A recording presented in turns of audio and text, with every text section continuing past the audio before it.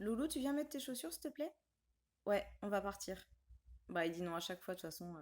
Je te l'avais dit, hein. Depuis qu'il a découvert ce mot, c'est du matin au soir.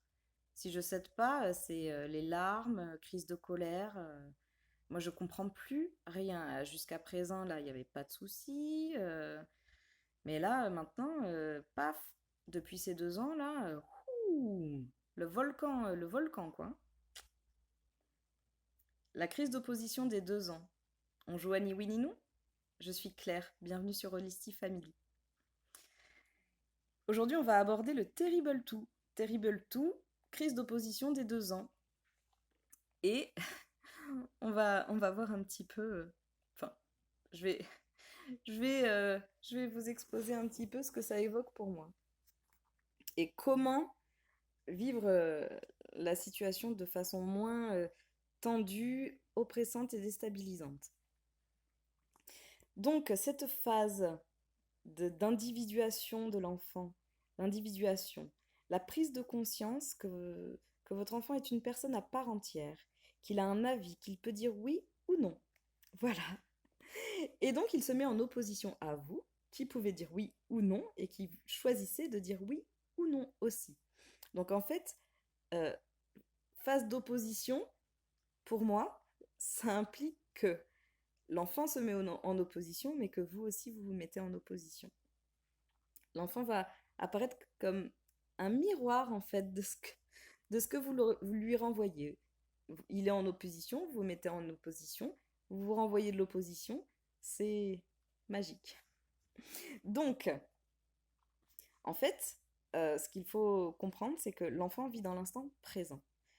Son développement cérébral ne lui permet pas, à ce stade-là, de voir le principe de cause à effet au niveau des actes. Enfin, il a le principe de cause à effet, mais en tout cas, il ne se demande pas le pourquoi du comment. Euh, il ne mentalise pas euh, les différents moments de sa vie et il est dans l'instant présent.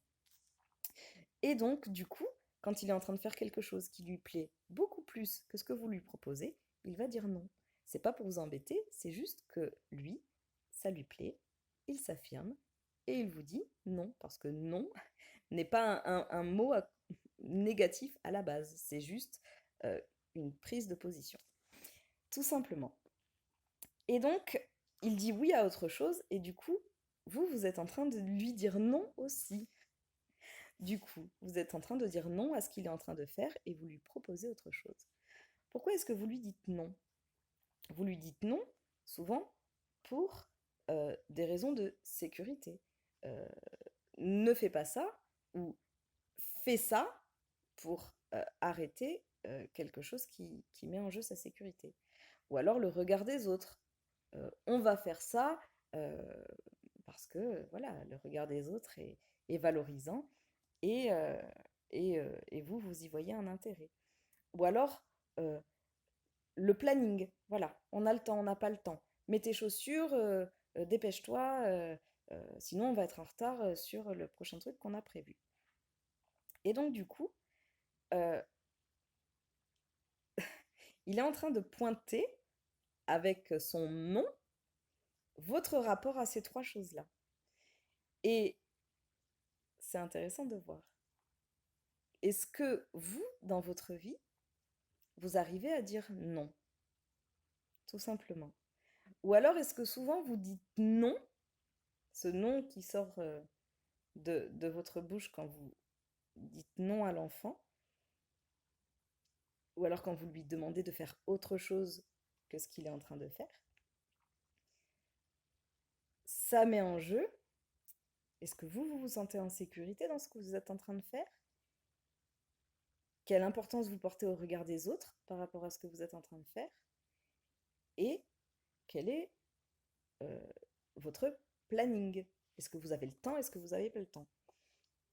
Tout ça est lié, hein. Tout ça, ça traduit des peurs. En creusant, on va plus loin. Mais c'est pas le sujet de la vidéo. Donc, votre enfant vous dit non sur un truc, et vous vous dites non en retour. Et pourquoi? Pourquoi vous, vous dites non? Quel est le stress que ça provoque chez vous?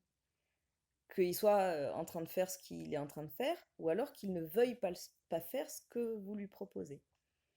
Donc, euh, les solutions, c'est porter un regard, vous, sur votre demande à vous, et pourquoi n'est-elle pas aussi intéressante pour votre enfant que ce qu'il est en train de faire. Et peut-être que du coup, vous allez voir que là où votre enfant il a tout le temps de faire ce qu'il est en train de faire, ben, vous, vous êtes peut-être dans un excès de maîtrise du temps. Ou alors, là où votre enfant en a rien à faire du regard des autres, vous, vous êtes dans un excès de ce que pensent les autres. Donc du coup, vous dites jamais non aux autres. Vous voyez? Et peut-être aussi que votre enfant, là où il n'a pas du tout l'instinct de survie, de je vais me blesser, je vais me faire mal, ou il faut que je prenne soin de moi, vous, vous êtes dans un excès de recherche de sécurité parce que vous ne voulez pas avoir mal. Sécurité, ça peut être sécurité à tous les niveaux, hein. Sécurité affective, financière, matérielle, enfin, ça peut être à tous les niveaux. Donc, ça nous renvoie des choses et notre enfant, avec ce non, nous propose de regarder pourquoi ce non est violent, tout simplement. Et peut-être que en,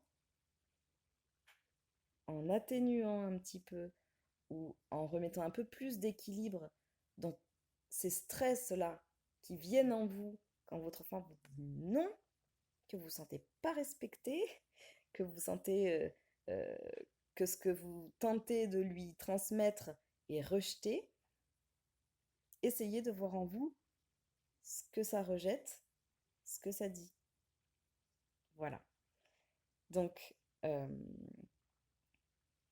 je ne sais pas si c'est clair pour tout le monde.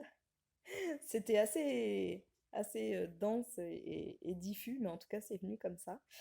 N'hésitez pas à mettre en commentaire si, s'il y a des choses que vous voulez que je précise.